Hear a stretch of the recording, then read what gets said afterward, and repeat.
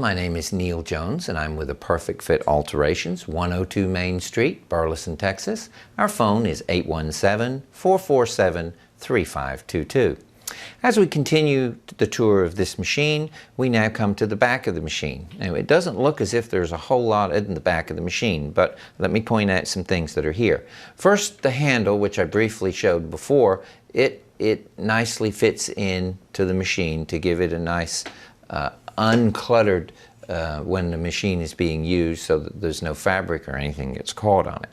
Now you'll notice that these areas here are curved, so that again there are no sharp corners or no sharp edges, and this is the area when you're sewing where the material has to flow through nicely. So these areas are contoured just and designed to do that.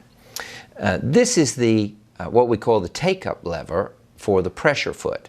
Now, in order to hold the fabric into the machine and down onto the feed dogs, which are the things that push the fabric through the machine, we have to be able to raise and lower the pressure foot, and this is the pressure lever.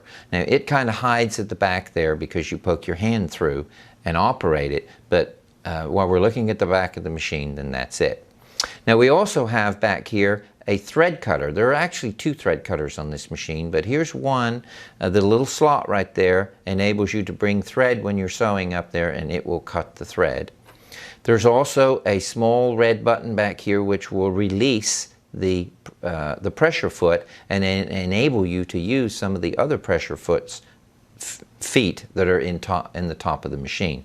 There is also a screw here, which is again a very easy thumb screw, which would enable you to remove the mechanism of the pressure foot and put a whole different accessory on the machine.